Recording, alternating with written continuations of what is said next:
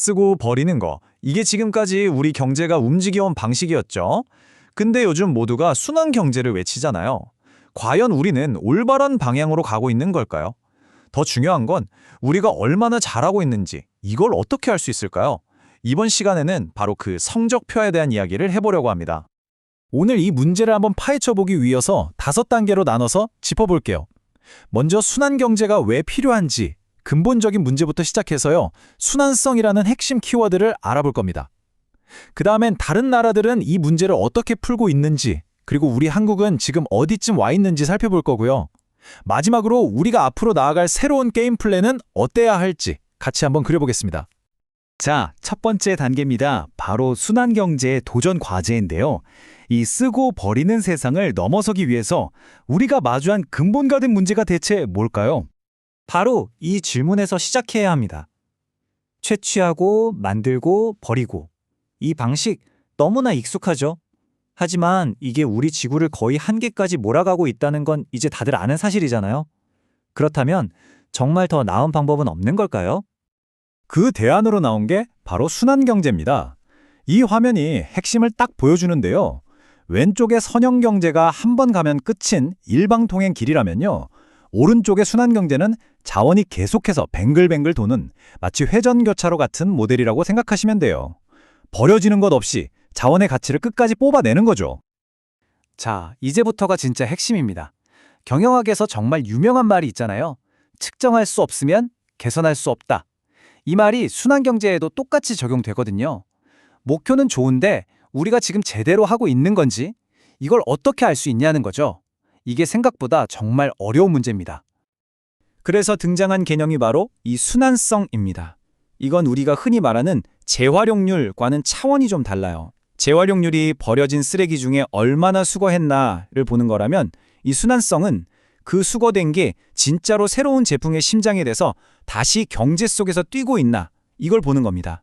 훨씬 더 본질적인 질문이죠.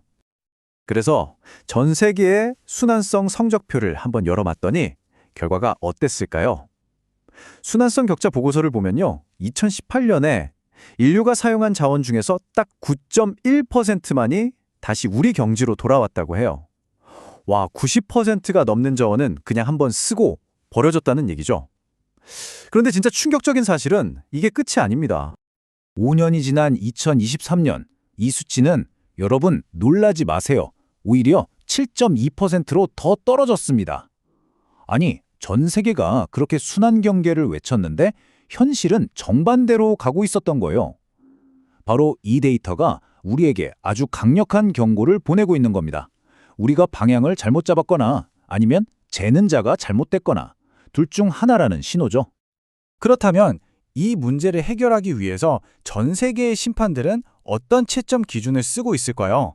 글로벌 스코어키퍼들의 룰북을 한번 같이 들여다보겠습니다. 크게 보면 두 가지 방식이 있어요. 먼저 EU 방식은 유출, 그러니까 아웃플로우를 봅니다. 우리 집에서 재활용 쓰레기가 얼마나 밖으로 나갔나 이걸 재는 것과 비슷하죠. 반면에 좀 더 깐깐한 ISO 표준은 유입, 즉 인플로우까지 봅니다. 우리 집에서 나간 그 페트병이 진짜로 새로운 옷 공장에 안으로 들어갔는지까지 확인하는 거예요. 재활용 쓰레기통에 넣었다고 끝이 아니라는 거죠. 훨씬 더 정확한 방식이라고 할 수 있습니다. 이 표를 보면 각국의 생각 차이가 확 드러나죠. EU나 우리나라는 주로 뒤처리, 즉 폐기물 관리에 집중하는 반면에 프랑스는 아예 처음부터 제품을 디자인하는 앞단에서부터 쓰레기를 만들지 않으려고 신경을 씁니다. 관점 자체가 다른 거죠. 자, 그럼 이제 우리 한국의 상황을 좀 더 깊이 파고 들어보겠습니다. 네 번째 파트, 드디어 한국입니다. 우리는 이 순환경제라는 시험에서 어떤 성적을 받고 있을까요? 잘하는 과목도 분명 있는데 좀 아쉬운 과목도 명확하게 보입니다. 이게 우리나라의 공식적인 4대 목표인데요. 한번 쭉 보세요. 폐기물 발생, 최종 처분, 순환 이용. 뭔가 공통점이 보이지 않으세요? 맞습니다. 모든 용어의 중심에 폐기물, 즉 쓰레기가 있어요. 이건 우리의 관심사가 주로 쓰레기가 버려진 다음에 어떻게 관리할까 여기에 매우 집중되어 있다는 명확한 증거죠. 그리고 바로 이 지점을 연구 보고서가 아주 날카롭게 지적하고 있습니다. 한마디로 한국은 쓰레기 관리라는 숙제는 잘하는데 그 쓰레기가 진짜 보물, 즉 자원이 되어서 우리 경제 안으로 다시 돌아오고 있는지는 제대로 못 보고 있다는 거예요. 아까 봤던 ISO 기준의 핵심 기억나시죠? 바로 그 유입, 인플로우 관점이 지금 우리에겐 빠져 있는 셈입니다. 자, 그럼 이제 마지막 단계입니다. 문제점을 알았으니까 이제 해법을 찾아야죠. 한국을 위한 새로운 게임 플랜, 어떤 모습이어야 할까요? 연구 보고서가 제시하는 명쾌한 로드맵을 한번 살펴보겠습니다. 보고서가 제안하는 해법은 아주 명쾌한 3단계 패키지입니다. 첫째, 컨트롤 타워를 세우자는 겁니다.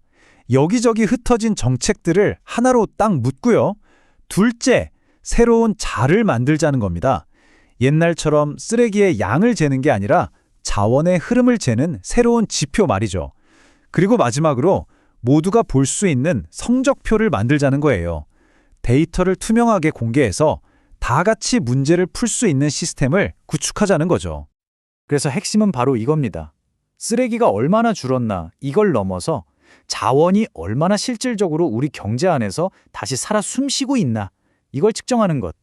관점의 대전환이 필요한 시점이죠. 결국 이 질문이 남습니다. 우리 한국은 이제 분리수거 잘하는 나라, 이걸 넘어서서 진정한 순환 경제를 만드는 나라로 나아갈 준비가 되었을까요? 어쩌면 그 시작은 우리가 무엇을 성공으로 부를 것인지 그 기준을 바꾸는 데서부터 시작될지도 모릅니다. 여러분의 생각은 어떠신가요?